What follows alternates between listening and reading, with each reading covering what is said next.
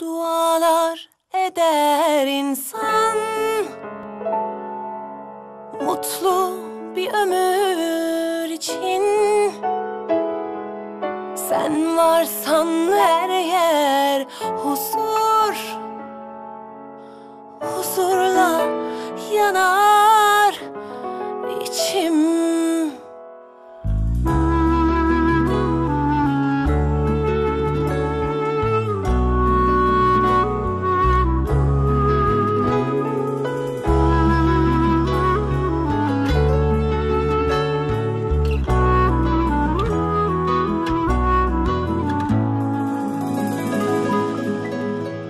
Dualar eder insan, mutlu bir ömür için. Sen varsan her yer huzur, huzurla yanar içim. Çok şükür, bin şükür seni bana verene. Yazmasın tek günümü sensiz kadere. Ellerimiz bir, gönüllerimiz bir. Ne dağlar, denizler engeldir sevene. Bu şarkı kalbimin tek sahibine.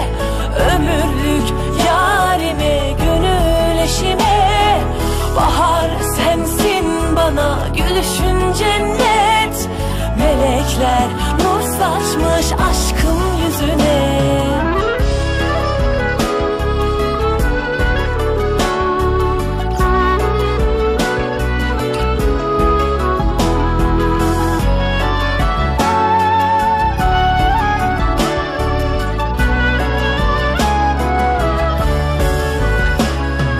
Dualar eder insan, mutlu bir ömür için. Sen varsan her yer huzur, huzurla yanar içim. Çok şükür, bin şükür seni bana verene. Yazmasın tek günümü sensiz kadere. Ellerimiz bir, gönüllerimiz bir. Ne dağlar, denizler engeldir sevene. Bu şarkı kalbimin tek sahibine. Ömürlük yarime, gönül eşime. Bahar sensin bana, gülüşün cennet. Melekler nur saçmış aşkım yüzüne. Bu şarkı kalbimin tek sahibine. Ömürlük yarime, gönül eşime.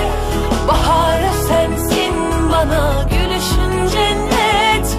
Melekler nur saçmış aşkım yüzüne. Melekler nur saçmış aşkım yüzüne.